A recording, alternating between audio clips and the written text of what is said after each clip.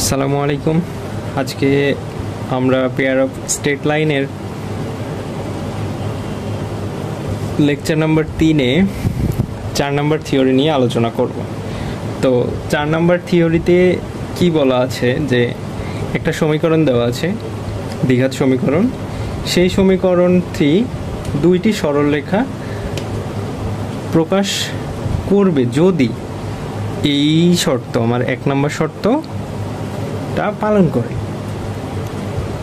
এই 1 নম্বর শর্ত যদি ফুলফিল হয় তাহলে হলো কি এইটা একটা দ্বিঘাত সমীকরণ, আর এই দুইটা হবে কি সরলরেখা, সমান্তরাল সরলরেখা প্রকাশ করবে। আর তার সাথে আমাদেরকে আরও প্রমাণ করতে হবে যে এই দুইটা সরলরেখা দ্বয়ের মধ্যবর্তী দূরত্ব হবে হলো একটা এইটা অথবা হতে পারে এইটা। এই 1, 2, 3 এই 3টা টপিক আমাদেরকে কি করা লাগবে, প্রমাণ করা লাগবে। সো প্রমাণ করতে গেলে আমরা জিওমেট্রির যত প্রমাণ দেখছি সব প্রমাণে এই অধ্যায়ে একই রকম। প্রথমে আমাকে ধরে নিতে হবে দ্বিঘাত সমীকরণ, এইটা 1 নম্বর সমীকরণ, এইটা 2 নম্বর সমীকরণ, এবং লাস্টলি আমাদেরকে এই দুইটা সমীকরণ যৌথকরণ করতে হবে 2 into 3। এইটা করলে কি হয়, গত ভিডিওতে আমরা যেটা দেখছি এইটাতেও কি হবে, সেম জিনিসটাই হবে, কোনো চেঞ্জ হবে না। দেখেন এক্স স্কোয়ার, এইবার আমরা ভাঙবো না, একবারে করে ফেলবো। ওকে, তো এইখানে দেখেন যে এল স্কোয়ার এক্স স্কোয়ার প্লাস এইটার মতো করে আমি বানানোর চেষ্টা করব, ঠিক আছে, যাতে ওইটার সাথে তুলনা করতে পারি। হ্যাঁ, ওকে। তো বি ওয়াই স্কোয়ার, দেখেন বি ওয়াই স্কোয়ার কোথায় কোথায় হতে পারে, এম ওয়াই, দুইটাই ওয়াই না, তাহলে ওয়াই স্কোয়ার পেলাম, এম স্কোয়ার আমি পেয়ে গেলাম। দেখেন এরপরে আমাদেরকে তুলনা করতে হবে এক্স ওয়াই। দেখেন এইটা দিয়ে যদি এইটাকে গুণ করেন তাহলে কি পাবেন, আপনি এক্স ওয়াই পাবেন।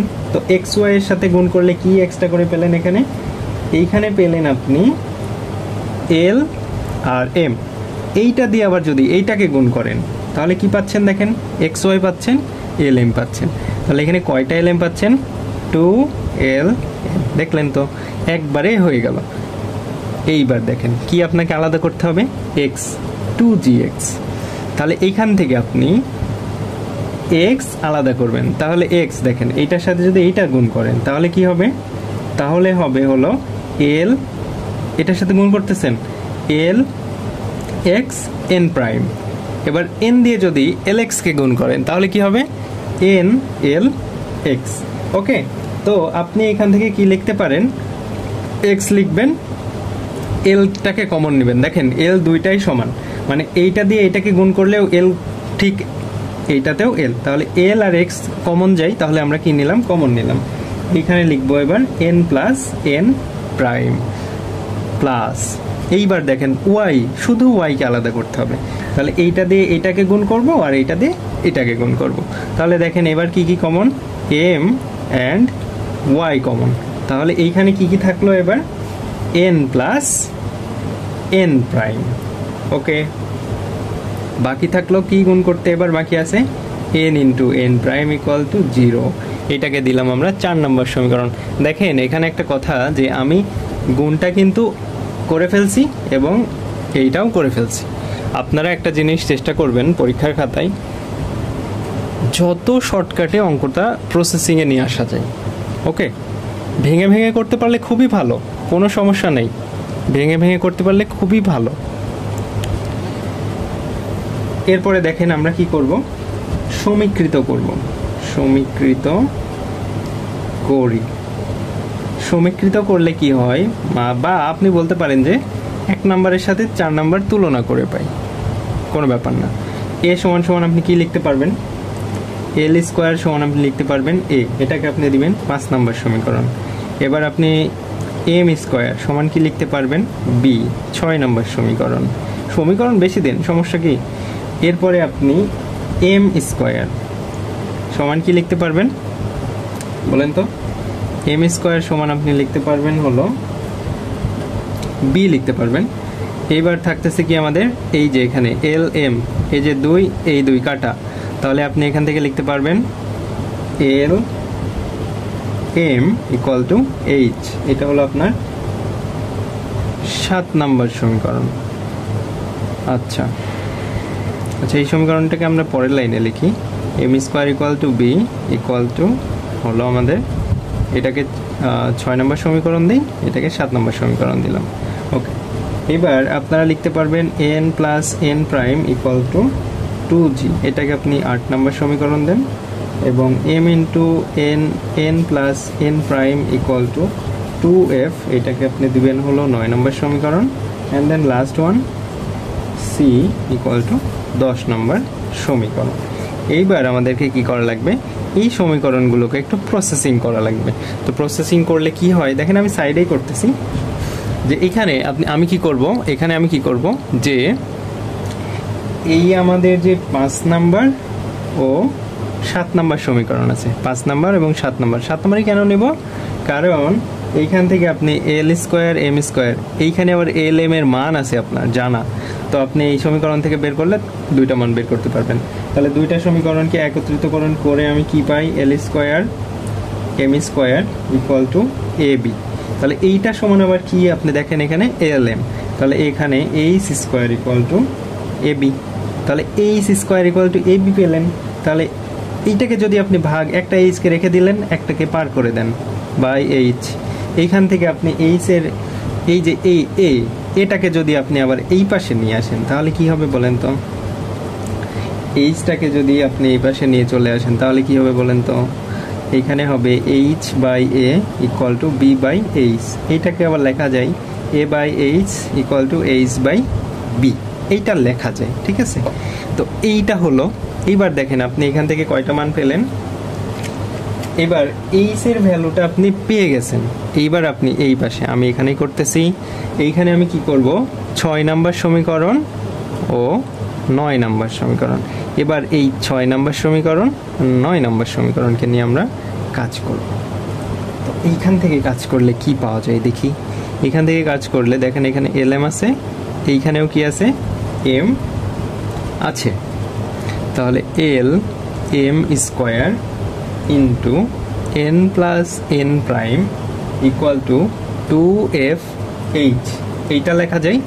এবং 7 নাম্বার এইখানে 7 নাম্বার ও 8 নাম্বার সমীকরণকে নিয়ে যদি আমি কাজ করি, 7 নাম্বার এবং 8 নাম্বার, তাহলে কি লেখা যায়, এইখানেও লেখা যায় দেখেন যে L M square into N plus N prime equal two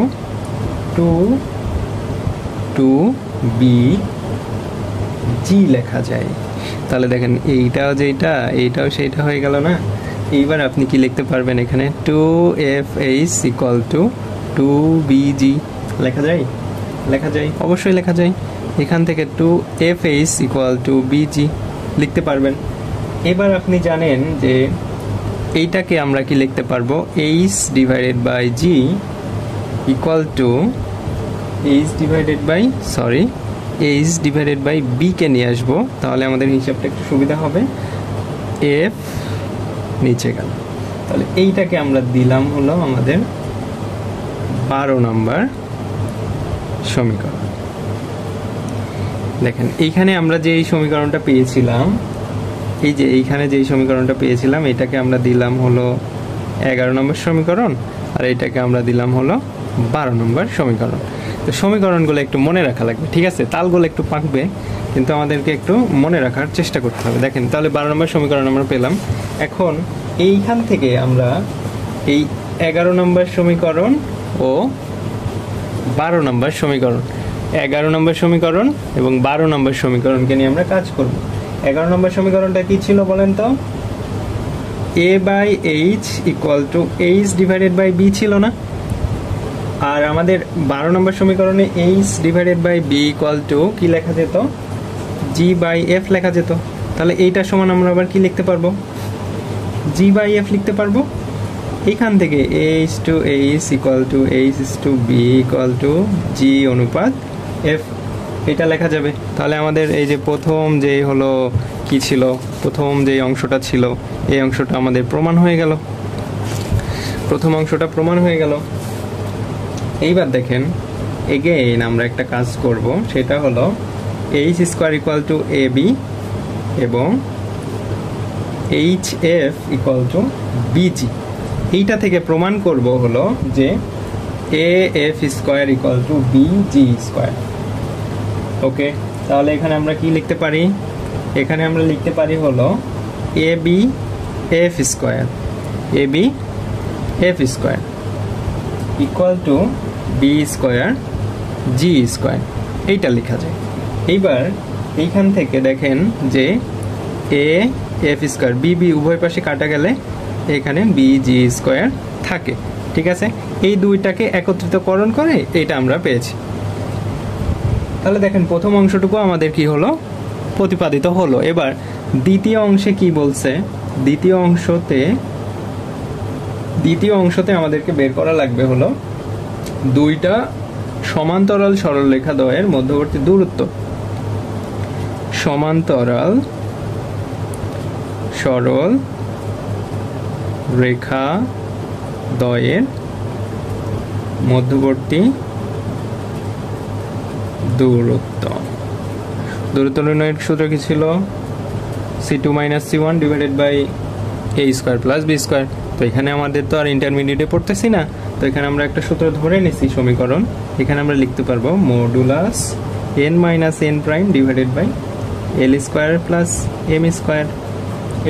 এটা সমান কি লেখা যায়? n plus n prime square minus 4mn। ওই সেই আমাদের a plus a minus b whole square equal to লেখা যায় a plus b whole square minus 4ab। Okay, দেখেন নিচের লাইনটা কি আছে? l square plus m square. l square সমান কি লেখা যায়? l স্কয়ার সমান লেখা যায় a, m স্কয়ার সমান লেখা যায় b। ওইটাই করলাম। an ইন্টু n প্রাইম সমান আমরা কি জানি? n ইন্টু n প্রাইম সমান আমরা কি ধরে নিয়েছিলাম? n ইন্টু n প্রাইম সমান লেখা যায় হলো, দেখেন এখানে দেখলাম আমরা কি ছিল, n ইন্টু n প্রাইম সমান ছিল n ইন্টু n প্রাইম সমান লেখা যায় 2g ডিভাইডেড বাই, আচ্ছা ঠিক আছে। তো এইখান থেকে আমরা কি করব? এইখানে লিখে দিব, মানটা বসাই দিব। মানটা বসাই দিলে কি হয়? আচ্ছা, একটা জিনিস আমি মিস্টেক করে ফেলছি, সেটা হলো আমাদের যেই হলো আপনার এই যে সমীকরণটা ছিল, দেখেন যে সমীকরণটা ছিল হলো আমাদের 8 নম্বর সমীকরণটা ছিল যে n প্লাস n প্রাইম সমান লেখা যাবে হলো 2g ডিভাইডেড বাই l। আর আমাদের আরেকটা সমীকরণ ছিল 9 নম্বর, যেটাতেও n প্লাস n প্রাইম ছিল, বাট ওইটাতে লেখা যাইতো কি 2f ডিভাইডেড বাই m। তো এইটাতে লেখা যাবে 2g divided by root over a, আর এখান থেকে লেখা যাবে হলো 2f divided by root over b। এই দুইটা সমীকরণকে আমরা 13 নম্বর আর 14 নম্বর সমীকরণ ধরে নেব। এরপরে n প্লাস n প্রাইম সমান আমরা এখানে বসাই দিব হলো 2g রুট ওভার a, এই যে এই জায়গাতে 2g divided by a, 2g divided by a বসাই দিলে কত হয়? 4g square divided by a minus 4 into mn মানে কত? mn মানে হলো c root over divided by root over a plus b। তো এইখান থেকে আমরা আরেকটা কি কাজ করতে পারি? এইখান থেকে আমাদের লাস্ট কাজটা হবে হলো, এইটাও লেখা যায়, আবার n প্লাস n প্রাইম সমান লেখা যাবে কি 4f square divided by a minus 4c divided by root over a plus b। কারণ আমরা এখানে দেখাইছি কি, এখানে আমরা দেখাইলাম n প্লাস n প্রাইম সমান এটা লেখা যায়, n প্লাস n প্রাইম সমান এটাও লেখা যায়, তাহলে দুইটা সমীকরণই হবে। তো এইখান থেকে দেখেন 4 4 আছে, 2টাকে যদি আপনি বাইরে নিয়ে আসেন তাহলে এখানে আপনি কি লিখতে পারবেন? Root over G square ac। আপনি যে কি করবেন, এখানে লসাগু করে দেন, তাহলে a হয় ডিভাইডেড বাই কি ছিল root over a plus b। এটা থেকে কি লেখা যায় 2 root over G square minus ac divided by a into a plus b। আর এইটাকে আপনি এই অংশটাকেও এইভাবে প্রমাণ করলে কি পাবেন? প্রমাণ করলে আপনি পাবেন হলো 2 root over f square minus ab divided by b into a plus b। আপনি এটা বের করতে পারবেন। এইটা করার পরে আমাদেরকে আরেকটা প্রমাণ দেখাইতে হবে, সেটা হলো কি ছিল যে আমাদের আরেকটা প্রমাণ এমন ছিল যে তৃতীয় অংশের প্রমাণ এমন ছিল যে আমাদেরকে প্রমাণ করতে হবে যে af square equal to bg square equal to ch square. এইটা প্রমাণ করার জন্য আমাদের যেই সমীকরণটা আমরা পেয়েছিলাম H square minus A B equal to 0, এখন এইটা যদি সরলরেখা দ্বয় সমাপতিত হয় তবে এইটা সমান কি হবে? 0 হবে।